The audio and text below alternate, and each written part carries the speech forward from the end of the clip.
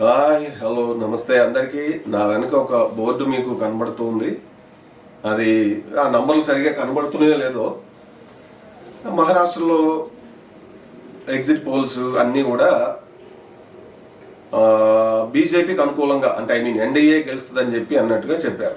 అయితే నా అబ్జర్వేషన్, నా పరిశీలన, నా మహారాష్ట్ర ఎలక్షన్స్కి సంబంధించి గత 1 month నుంచి నేను చేస్తున్న లోకల్ ఇష్యూస్ కావచ్చు, ఆడ ప్రజల స్పందన కావచ్చు, త్రూ అక్కడ ఎలక్ట్రానిక్ మీడియా, ఆడ పబ్లిక్ టాక్కి వెళ్ళినటువంటి రాజ్దీప్ సర్దేశాయ్ లాంటి వాళ్ళు, అక్కడ ప్రజలు స్పందించిన విధానము, అలాగే మరి డిఫరెంట్ ఈ లీడర్స్ ఇంటర్వ్యూస్ కావచ్చు, వాళ్ళ మేనిఫెస్టేషన్స్ నెరేటివ్స్ కంటే కూడా ఐడియాలజీస్, మతాలు, ఈ ఈ అంశాల కంటే కూడా మహారాష్ట్రలో ఈసారి ఆడున్న వాస్తవ పరిస్థితులు ఒక 5-6 అంశాలే ప్రామాణికంగా అవే మెయిన్గా ఎన్నికలు జరిగినాయి అనేది నా అబ్జర్వేషన్. అక్కడ మెయిన్ అన్ఎంప్లాయ్మెంట్ సమస్య మహారాష్ట్ర అంతటా తాండవిస్తుంది. దాంతో నిరాశ నిస్పృహల్లో ఉన్నారు గ్రామీణ ప్రజలు, అలాగే అన్ని వర్గాల్లో, దళిత వర్గాలు, ఓబీసీ వర్గాలు, అలాగే ఓసీ వర్గాల్లో కూడా. ఇది మహారాష్ట్ర అంతటా ఉన్నటువంటి సమస్య. దానికి రూలింగ్ పార్టీ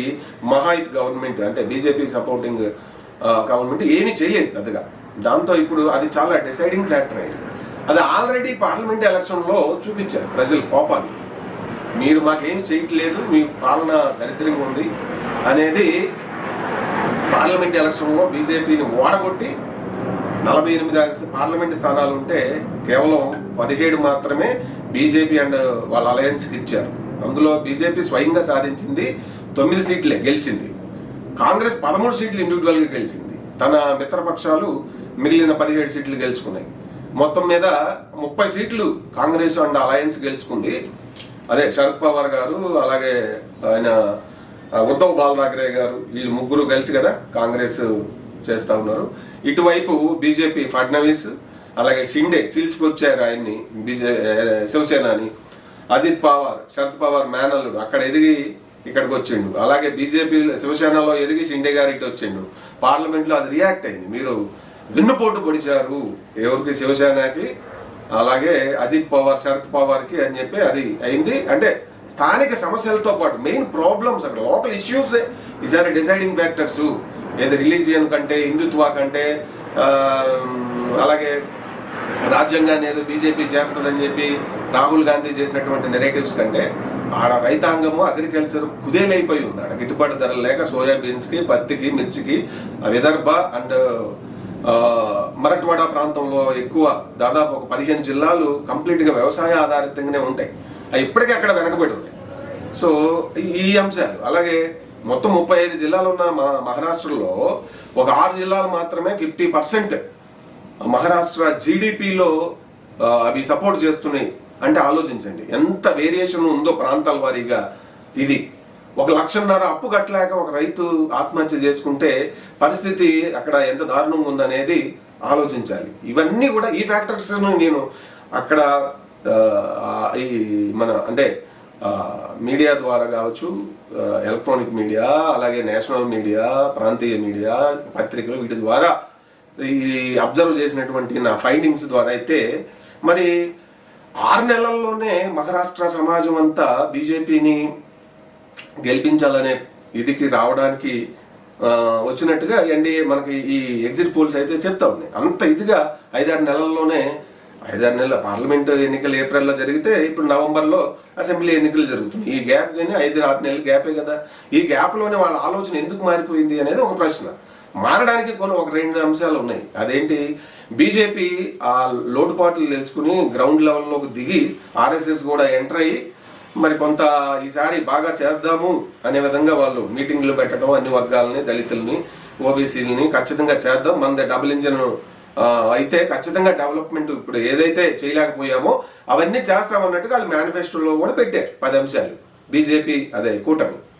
అలాగే కాంగ్రెస్కి ఏంటి, ప్రభుత్వ వ్యతిరేకతే, ఈ స్థానిక అంశాలు, అన్ఎంప్లాయ్మెంట్, గిట్టుబాటు ధరలు, తర్వాత మరి వెన్నుపోటు పొడిచారని చెప్పి వాళ్ళ మీద, అజిత్ పవార్ మీద, షిండే మీద, అలాగే రాజ్యాంగాన్ని నాశనం చేసేస్తారు, రిజర్వేషన్ ఎత్తేస్తారు, ఇట్లా ఈ అంశాలు ఉన్నాయి కదా. వాటితో పాటు వాళ్ళు దేశవ్యాప్తంగా పెడుతున్నటువంటి ఆ సూపర్ 6 అంశాలతో పాటు స్థానిక అంశాలు కొన్ని, మేము అధికారంలోకి వస్తే దాదాపు 25 లక్షల ఉద్యోగాలు కల్పన చేస్తాం, అంటే గవర్నమెంట్ ఉద్యోగాలని కాదు, ఓవరాల్గా అంటే నిరుద్యోగ సమస్యని హైలైట్గా ఫోకస్డ్గా దాన్ని అడ్రస్ చేసింది కాంగ్రెస్ మేనిఫెస్టోలో. అలాగే మహిళలు, ఎవరైతే మహారాష్ట్ర మహిళలు కుటుంబాన్ని నడిచే గృహిణి చాలా నిస్పృహలో ఉంది ఈ రోజున మహారాష్ట్రలో. మేము 1500 ఇస్తున్నాం కదా లాడికి బెహం ద్వారా అని చెప్పి చెప్తా ఉంటే ఎవరికి కావాలి, మా పిల్లలకు ఉద్యోగాలు లేవు, ఉద్యోగాలు లేకపోవడం వల్ల మేము చితికిపోతున్నాం, మా కుటుంబాలు ఎదగట్లేదు, మా పిల్లలు నిరాశ నిస్పృహలో ఉన్నారు. వాళ్ళు నిరాశ నిస్పృహలో ఉంటే తల్లిదండ్రులు హ్యాపీగా ఎట్టుంటారు? ఇది పిక్చర్, అక్కడ రియల్ పిక్చర్. అంత రియల్ పిక్చర్ వీళ్ళు ఎట్లా చేంజ్ చేయగలిగారు అనేది నాకు ఆశ్చర్యం వేస్తుంది. అయినప్పటికీ కూడా ఖచ్చితంగా ఈ అసంతృప్తి ఏదైతే ఉందో, ఈ అన్ని వర్గాల అసంతృప్తి, అలాగే కొంతవరకు వాళ్ళు మెకానిజం సరి చేసుకోగలిగారు తప్ప ఈ మార్చాలి పూర్తిగా. లోకల్లో అసెంబ్లీ ఎన్నికలు అన్నప్పుడు జిల్లాల వారీగా పవార్లు, పటేల్స్, ఈ ఠాకరేస్, రాణేస్ వీళ్ళే కదా మెయిన్ వర్గాలు అక్కడ. వీళ్ళు కొంతవరకు ప్రభావితం అటు ఇటు చేయగలిగారు అనిపిస్తూ ఉంది చూస్తుంటే. లేకపోతే పార్లమెంట్లో ఉన్నటువంటి తీవ్రత కనుక అసెంబ్లీ వరకు పూర్తిగా ఉండి బీజేపీ ఏమీ మెకానిజం చేసుకోకుండా ఉంటే గ్రౌండ్ లెవెల్లో దాదాపు 200 నుంచి 230 సీట్లు కాంగ్రెస్కి వచ్చేవి ఆ పార్లమెంట్ లెక్కల ప్రకారం మనం చూసుకుంటే. కాకపోతే చాలా మెకానిజం చేసుకోగలిగారు, ఆ తీవ్రతను వ్యతిరేకతను తగ్గించుకోగలిగినట్టుగా మనకి పార్లమెంట్ అదే అసెంబ్లీ ఎన్నికల్లో వస్తున్నటువంటి ఎగ్జిట్ పోల్స్ ద్వారా కన్వే అయింది. అయినప్పటికీ కూడా నా లెక్క ప్రకారం ఖచ్చితంగా ఈసారి అక్కడ కాంగ్రెస్ పార్టీయే విజయం సాధించడానికి అవకాశాలు ఉన్నాయి. తీవ్రతను తగ్గించుకోగలిగింది బీజేపీ, ఎన్డీఏ కూటమి.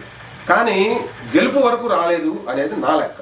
ఎందుకంటే ప్రజల ఆగ్రహం, మహిళలు ముఖ్యంగా డిసైడింగ్ ఫ్యాక్టర్స్, అండ్ 60 లక్షల నుంచి కొత్తగా ఎన్రోల్ అయినటువంటి ఓటర్లు వాళ్ళంతా కూడా ఉద్యోగాల కోసము ఆ మార్పు చేర్పు, అందులో ఎక్కువ మంది ఇటు కాంగ్రెస్కే అనుకూలంగా, అంటే రిజర్వేషన్ పోతుందని, ఉద్యోగాలు ఈ ప్రభుత్వం ఉంటే రావని, తర్వాత వ్యవసాయం లేక, ఉద్యోగాలు లేక మధ్యతరగతి, దిగువ మధ్యతరగతిలో ఉన్న దళితులు, బహుజనులు, బీసీలు అన్ని వర్గాల వాళ్ళు ఒక నిరాశ నిస్పృహకై వాళ్ళ జీవితంలో డిస్సాటిస్ఫాక్షన్లో ఉన్నారు ఈ గవర్నమెంట్ పాలనలో.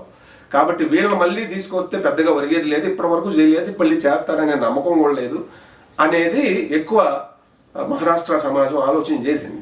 కాబట్టి మార్పు ఒక్కటే దీనికి ఇది అని చెప్పి వాళ్ళు ఆ టెంపర్ ఆల్టర్నేటివ్ లేనప్పుడు, తీవ్ర ఆగ్రహానికి లోనైనప్పుడు ఆ సైకాలజీ రిఫ్లెక్ట్ అవుతుంది. వాళ్ళు మరి మహారాష్ట్ర కాంగ్రెస్ పరిపాలన చేశారు కదా, వాళ్ళ పరిపాలనలో ఏం చేశారు అంటే మళ్ళీ అది ప్రశ్నార్థకమే. కానీ ప్రజలు ప్రభుత్వం మీద, రూలింగ్ పార్టీ మీద వ్యతిరేకత ఉన్నప్పుడు ప్రజా ఆగ్రహం వేరే ఆల్టర్నేటివ్ ఏది ఉంటే వాళ్ళు అటువైపు మొగ్గుతుంది.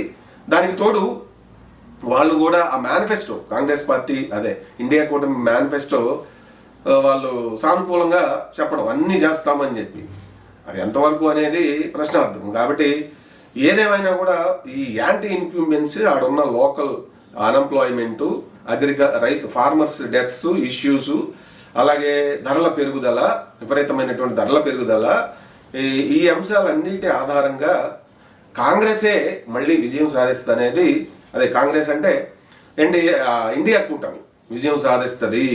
నా లెక్క ప్రకారం ఎన్డీఏ కూటమి 126 నుంచి 136కే పరిమితం అవుతుంది అనేది నా లెక్క. అలాగే ఇండియా కూటమి 149 నుంచి 160 సీట్లు సాధిస్తుంది అసెంబ్లీ ఎన్నికల్లో.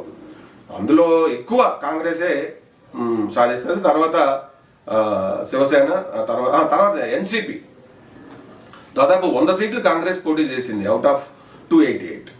మిగిలిన వాళ్ళిద్దరు పంచుకోవటం సమానంగా చేశారు. కాబట్టి అయితే 2 అంశాలు బీజేపీకి బాగా ప్లస్ అయింది. కాంగ్రెస్ వైపు అధికారంలోకి వస్తే వాళ్ళు ముఖ్యమంత్రి విషయంలో లొల్లు అవుతుంది. ఒకవేళ వీళ్ళని ఇప్పుడు గెలిపిస్తే మరి డబుల్ ఇంజన్ మిస్ అయిపోతాం. అక్కడ సెంట్రల్ గవర్నమెంట్లో బీజేపీ లేదు, అదే కాంగ్రెస్ లేదు. కాబట్టి వీళ్ళు ఏం చేయగలుగుతారు ఓన్లీ రాష్ట్రం వరకు అనేది కొంత ప్రజల్ని ఇటువైపు న్యూట్రల్గా ఉండే ఓటర్స్ అన్ని వర్గాల్లో, దళితులు, ఓబీసీలు, బీసీ, ఇది ఓసీలలో కూడా డబుల్ ఇంజిన్ కాబట్టి సరే పార్లమెంట్లో వాళ్ళకి మనం గుణపాఠం నేర్పించాము, ఇప్పుడు సర్దుకుంటామంటున్నారు కదా, చేస్తారేమో అని ఒక హోప్తో చాలా వరకు కొంతవరకు ఇటు టర్న్ అవ్వటం అనేదే ఆ మాత్రం ఓట్లు రావడానికి కారణమవుతా ఉంది. As per my observation. అంటే ఆ ప్రజల సమస్యలతో సతమతం అయ్యేటప్పుడు వేరుగా ఉంటుంది. అంత మంచిగా ఉన్నప్పుడు ఆలోచనలు వేరుగా ఉంటాయి. అది అప్పుడు మతం అంటారు, హిందుత్వం అంటారు, రాజ్యాంగం అంటారు, అప్పుడు వెళ్తాయి. కానీ ప్రాథమికంగా తినడానికి తిండే లేదు మర్రో, నా పిల్లలకు ఉద్యోగమే లేదు మరో, ప్రతిరోజు ఒక కలత నిద్ర వచ్చేటప్పుడు కుటుంబ సభ్యులందరికీ వేరే ఐడియాలజీల గురించి మతాల గురించి ఆలోచించడం అనేది ఉండదు ఎక్కడైనా. ప్రాథమికంగా అది మానవ స్వభావం. అవునంటారా కాదంటారా? సో కాబట్టి ఎంత బీజేపీ పార్లమెంట్ ఎన్నికల తర్వాత మహారాష్ట్రలో ఎంత మెకానిజం చేసినప్పటికి కూడా ప్రజల్లో ఓవరాల్గా చూసినప్పుడు ఆ యాంగర్ పోలేదు. సో వీళ్ళ మార్చకపోతే మనకి ఉద్యోగాల పరంగా అలాగే రైతులకి ఈ రైతాంగం అగ్రికల్చరు జరగదు అనేటువంటి ఒక ఇది అయితే ఉండింది. దాంతో 149 నుంచి 160 ఖచ్చితంగా కాంగ్రెస్ పార్టీ గెలుచుకునే అవకాశాలు ఉన్నాయనేది నా అబ్జర్వేషన్. వాళ్ళు కనుక మెకానిజం చేసి ఉండకపోతే బీజేపీ డబుల్ ఇంజన్ కాన్సెప్ట్ అలాగే లాడ్కి బెహన్ లాంటి అంశాలు కొంత ఇది చేసుకోనుండి కొంత మెకానిజం ఆ పెయిన్ ఆ బాధను కొంతవరకు తగ్గించుకోగలిగారు. అంతే తప్ప మరి పూర్తిగా అధికారాన్ని చేపట్టేంత ఇదిలోకి రాలేదు. ఎందుకంటే ఆ వెన్నుపోటు అంశం కూడా ఇటువైపు కాంగ్రెస్ వైపు ప్లస్ పాయింట్ అవుతుంది. ఇంకా అదర్స్ విషయానికి వస్తే మహారాష్ట్రలో ఈసారి అదర్స్ ఇండిపెండెంట్లు, రెబల్స్, చిన్న చిన్న పార్టీలు, SP Samaj party, communist party ఇట్లా ఈ ఉన్న వాళ్ళది చూస్తే 12 నుంచి 18 వరకు మినిమం 12 సీట్లు అదర్స్ గెలుచుకుంటారు, మ్యాక్సిమం 18 వరకు వెళ్తారు. ఇక ఎంఐఎం ముస్లిమ్స్ ఇదికి సంబంధించి మినిమం 3 మ్యాక్సిమం 6 వరకు గెలుచుకునే అవకాశాలు ఉన్నాయి. ఓవరాల్గా నా కంక్లూజన్ ఏంటంటే మహారాష్ట్రలో ఖచ్చితంగా అంటే ఎక్కువ ఛాన్సెస్ 95% ఛాన్సెస్ ఇండియా కూటమి విజయం సాధించే అవకాశాలు ఉన్నాయి. పార్లమెంట్ ఎలక్షన్స్ తర్వాత బీజేపీ ఎన్డీఏ కూటమి వాళ్ళు మెకానిజం కనుక అంటే కొంత ఆ నెగిటివ్ ఇది తగ్గించుకునే ప్రయత్నాలు చేసి ఉండకపోతే ఘోరంగా ఓడిపోయేది. బిలో 100 సీట్లు వచ్చాయి మొత్తం బీజేపీకి కానీ అజిత్ పవార్కి, షిండేకి అన్ని కలిపి. వాళ్ళు సరిదిద్దుకొని ఉండడం వల్లే ఇప్పుడు మ్యాక్సిమం ఎంత 136 వరకు వాళ్ళు వెళ్ళే అవకాశం కూడా ఉంది. అధికారం ఎవరికి అనేది అయితే నా అబ్జర్వేషన్ ప్రకారం ఖచ్చితంగా కాంగ్రెస్ కూటమే, ఇండియా కూటమే, కాంగ్రెస్ అలాగే శరద్ పవార్ గారి ఎన్సిపి అలాగే ఉద్ధవ్ ఠాక్రే ఇది మొత్తం అది ఈ 3 కూటములు ఏదైతే కలిసి మహావికాస్ అగడిగా పోటీ చేస్తున్నాయో మహావికాస్ అగడే అధికారంలోకి వచ్చే అవకాశాలు ఉన్నాయనేది నా ఫైనల్ కంక్లూజన్. ఎందుకు ఏమిటి అనేది మీకు నా అబ్జర్వేషన్స్ నా పరిశీలన మేరకు మీకు విశ్లేషణ చేశానని చెప్పి అనుకుంటున్నాను. ఏదేమైనప్పటికీ ఇది ఒక మ్యాథమెటిక్స్ సూత్రం కాదు. a+b² అంటే a² + b² + 2ab అని చెప్పడానికి మల్టిపుల్ ఫ్యాక్టర్స్ ఉంటాయి. అలాగే ఓటర్స్ మూడ్స్ ఉంటాయి, ఎమోషన్స్ ఉంటాయి, కులాల యొక్క మూడ్స్, వాళ్ళ యొక్క గోల్స్ ఉంటాయి, వాళ్ళ యాంగర్ ఉంటుంది, అలాగే రిజర్వేషన్ ఇష్యూస్ ఉన్నాయి. ఇట్లా నెంబర్ ఆఫ్ ఫ్యాక్టర్స్ యొక్క సమూహమే ఒక ఓటింగ్ అనేది ఇన్ఫ్లుయెన్స్ కావడానికి ఉంటుంది. కాబట్టి ఎగ్జాక్ట్గా ఇదే అని చెప్పలేము. I'm also human being. నా అబ్జర్వేషన్ ప్రకారం, నాకున్న అండర్స్టాండింగ్ ప్రకారం ఇది నేను చెప్తున్నటువంటిది. అది మహారాష్ట్రలో ఏదైనా జరగవచ్చు. రెబల్స్ యొక్క మరి ఎలక్షన్ ఇంజనీరింగ్లో బీజేపీ అంత స్ట్రాంగ్ కాదు. ఆల్వేస్ కాంగ్రెస్ వాళ్ళ స్పీచెస్ కానీ వాళ్ళు ఇచ్చే ప్రొజెక్షన్ చాలా ప్రజల్ని కన్విన్సింగ్ ఇదిలో ఇవ్వగలుగుతారు బీజేపీ. ఆ వేలో చూసినప్పుడు కొన్ని బలహీనతలు ఉన్నాయి కాంగ్రెస్కి. సో ఆ బలహీనతలుని మరి కాంగ్రెస్ ఎప్పటికీ ఓవర్కమ్ చేస్తుందో చెప్పలేము. అయినప్పటికి కూడా ఏదేమైనా కూడా ఆ తీవ్ర యాంటీ ఇన్క్యూబెన్స్ అనేదే ఇప్పుడు మహారాష్ట్ర ఎన్నికల్లో అన్ఎంప్లాయ్మెంటు ప్రభుత్వ వ్యతిరేకత ఫామ్ కావడానికి చాలా కారణాలు ఉంటాయి. చాలా కారణాలు అయిన తర్వాత ఇక అది పూర్తిగా ఒకేసారి గాయపడడం అనేది ఉండవు. నా అంచనా ప్రకారం మనం చూసాం ఏపీలో ఏమైంది. బ్రహ్మాండమైన మెజార్టీ 2019లో ఇస్తే వైసీపీ పార్టీకి జగన్ గారి పరిపాలన చూసిన తర్వాత ఎన్నిచ్చారు? ప్రతిపక్ష హోదా కూడా ఇవ్వలేదు. కనీసం 11 సీట్లకు పరిమితమైంది. 175 ఉన్న అసెంబ్లీ స్థానాల్లో 4 ఎంపీ స్థానాలకే పరిమితమైంది. అంతకుముందు 151 అసెంబ్లీ స్థానాలు, 22 ఎంపీ స్థానాలు ఇచ్చారు ప్రజలు. ఆయన కూడా ఊహించలేదు, ఎవరు ఊహించలేదు.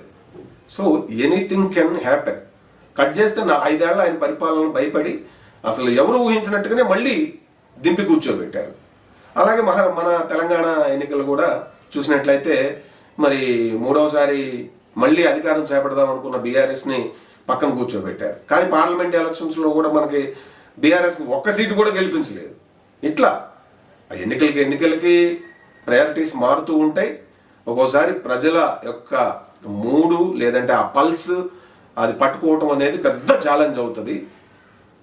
ఎగ్జిట్ పోల్స్ ఎందుకు మిస్ఫైర్ అవుతాయి అంటే అదే ఆ క్యాచింగ్ ఆఫ్ పల్స్ అనేది, ఆ మూడు, వాళ్ళ యొక్క యాంగర్ లెవెల్స్, కోపం యొక్క తీవ్రత, అసంతృప్తి యొక్క తీవ్రతని అర్థం చేసుకోవడంలోనే మిస్ఫైర్ అవుతుంటాయి.